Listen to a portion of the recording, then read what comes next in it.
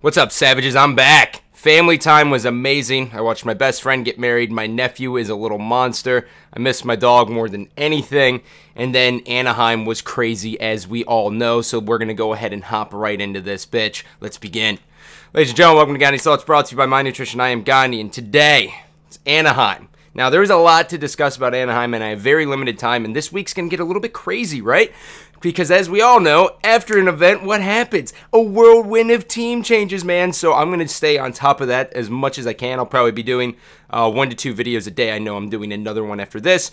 And I'm going to call it a web of lies and deceit. That's what this series is going to be called with the team changes. And we're going to basically be Matthew McConaughey, a.k.a. me. And you guys will be the police department as well. And we're going to take fucking lines and we're just going to figure out where everyone's going as best as humanly possible. Now, Anaheim. Oh, I have no idea why these are in. They honestly serve no purpose at all. Besides, I guess I wanted to look cool for the first minute. Whatever. So, let's go ahead and meet the 13 teams or the 12 teams, excuse me, who will actually be in the Season 3 league. I didn't make a graphic. You guys are going to have to deal with it. It's Optic Nation, Rise Nation, Justice, Elevate, which what's going to happen with Elevate because Mad Cat can't play in NA. Then we have Denial. They did a little bit better on land than I think a lot of people were expecting, which, you know, I think is always really good. TK, Envy, Cursed Black, EG, Optic Gaming, FaZe Black, which is now FaZe, which we'll get into, and then FaZe Red, who will now be who, right? That entire team dispersed. Now, what I'm talking about is FaZe Red basically got cut from FaZe. FaZe Black turned into FaZe. We'll do it in the second video. We'll get it all done. Don't you worry about that shit. But those are going to be the teams. Those are the 12 teams. Optic Nation played amazing throughout the entire weekend, with the exception of versus Snipedown, who gave them the hot stinking fist. And then Rise Nation, I think no other team deserved it more than Rise Nation to kind of make it in there. They went through a lot of bullshit, which a lot of people could argue that they should have been in there in the first place, right? And I think that's logical. And I have to take a sip of coffee because my voice is, it's just dying. It's sexual. It's very sexual, I know. It's a sexual coffee drink. So, we're going to cover the top 4 here, all right? Top 4 starting in order. 4th place, Cursed Black. Now, Cursed Black started off their entire tournament, and everyone was kind of like, oh, this is exactly how we figured. Fuck you, you little modem-using pieces of shit. Team houses are a joke. You're lucky. You're lucky we aren't there because we would slap you too. Everyone's thinking that. Everyone's like, oh, dude, Cursed Black's overrated because they lost that first matchup, right? And then they found themselves in a similar scenario in the losers bracket, and everyone's like, yes, we knew it. This is bullshit. Fuck Cursed Black. Fuck those guys. Well, you know what? Guess who didn't shit the bed? Cursed Black, baby. Cursed Black did not. My little Red Baron enable you. Woohoo! Yeah, you did very well. And for me, you know, looking at this Cursed Black team, I think the big difference here, 1, Burns had a very good event. 2, Tipsy and Enable were a little bit more consistent than what they were at Niagara and what we see from them online as a whole. So that's always going to be good. I mean, Enable and Tipsy are those 2 players who I personally look out for. Mochilla's always going to do well. Burns is the bitch. And by bitch, I of course mean objective player. But from Halo, we used to say the objective player was the bitch. So we're just going to go ahead and carry that over there because I got to get ready for Halo anyways.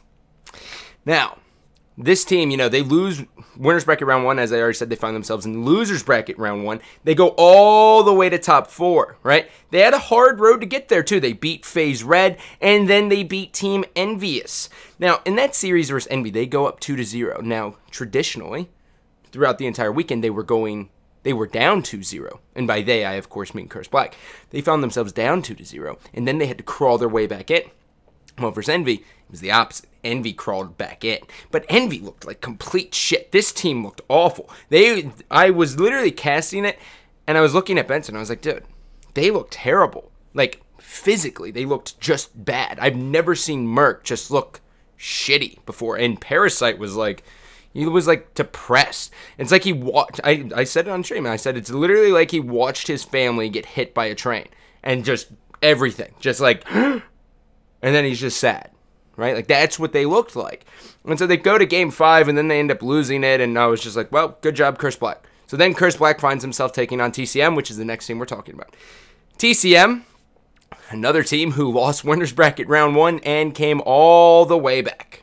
All the way back. And, you know, for me, TCM breaking that NA curse and finally getting into the top 8, I loved it. I love watching TCM. I think TCM's probably one of my favorite teams to watch. And, you know, everyone kind of knows like what kind of style I like. I like the fast run and gun, just crazy shit, just kind of bombarding you. I hate the slow, methodical bullshit, which I understand it works, but it's just not like, as a fan, right? Because a lot of people have to realize, like, you have to be a fan of something. Like, you have to be a fan of esports to be, like, a caster as well. Like, you have to enjoy watching it, right? So as the fan part of me, I love the high aggression, forcing gunfights as much as possible. And TCM, their search and destroy strategies on defense are amazing, dude. They're so hyper aggressive that like all the NA teams are just like, wait, what the fuck? How did you get there? That doesn't make sense, right? And they're just sitting there like in the death screen, and it's like, sorry about your luck, bud. Right? But Marky B, really good guy, Scottish, I think. He gave great interviews. They were all smiles the entire weekend. Gunshi, the multi-gamer, you know, he played a little bit of Halo, so obviously I'm going to have to be slightly biased to him. But these guys played very well. I mean, they 3-0'd Curse Black, and I think Curse Black was kind of in that scenario where they were just, like, complacent. They were kind of like, oh, well, you know what? We got this far. Fuck it. We're good, right? And TCM kept going further and further to where they inevitably got 3-0'd by Optic Gaming. And that's what we're going to talk. That's like kind of like the main thing I want to talk about here. So EG and Optic Gaming have finally cemented themselves as the top 2 teams, period. Right? And I think when Envy was like the clear number 2 favorite, they weren't 3-0ing the team who was getting second place. It was like they had a bunch of 3-2s, right?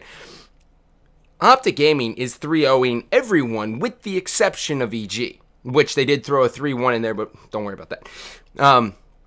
Optic Gaming's clearly the number 2 team. I think very few people can hang with them, and that's why they see so much success versus EG. In EG, on the other hand, they only lost 1 map with the exception of Optic, so you could tell that they're just basically, they've set the bar up here, and everyone else is kind of like down here, and it's going to be time. And I think it's going to stay this way for a while just because the team changes are upon us. They're all upon us right here. But, you know, looking at it, you know, like everyone knows what happened in the winners bracket finals. EG came out super hot. They fucking 3-0'd them. And then the best thing that happened is that it's a double elimination bracket. So Optic Gaming was able to then come back through and pull it out over TCM. They got a lot of momentum versus them. They 3-0'd them. And then they came out hot in that first series. And, you know, the EG Optic, like, grand finals, when it was 2 best of 5s, it was interesting. Right? Like, I thought both series almost could have been flipped, right? Like, Series 1, EG choked both DOMs, right? They choked the first one really bad. They had a 30-point lead, and they looked kind of shitty. Looked pretty shitty. Then, right, Optic Gaming, like, blows the 5-1 lead, which EG, what the hell was that? And then the Blitz comes. Optic wins that, and then game 4, they lose by 10 points, they being EG. EG lose by like 10 points when they had a lead going into side 2, I believe, anyway. So that first series could have very easily went to EG. And then as we flip it, right, like that Octane Dom was insane, right? Like, Optic Gaming is dominating, and I'm sitting there in the crowd, and I'm like, oh shit, this is going game 5. Like, I really don't know how it's gonna work. And the big thing is I kept watching, like, the mini-map, right? And every time they put on TP, I was waiting to see when Teep would actually initiate to go for that A flag neutral, right? Because that's Teep's job, right? Krim runs that AR on Octane Domination. He shouldn't be the one who pushes up. It's supposed to be Teep who initiates that. So I was like, okay, Krim, you're going to fucking do it. It's going to be up to you to see what happens. And so Krim pushes up there and he neutrals A, and then they set up this amazing 3-cap that Optic Gaming just kind of gets themselves trapped in. And, you know, I honestly, I don't want to take anything away from Optic Gaming here because I think they're fucking amazing. But Optic, as soon as they got 3-cap, they started panicking. That's really, really what it was. I mean, they went back home. They weren't ever on the same page, right? Like, if you watch it, and, dude, it's a fucking tournament. Like, it happens, right? It happens. That's where coaches come in, but coaches are banned. Damn it. That's where coaches come in.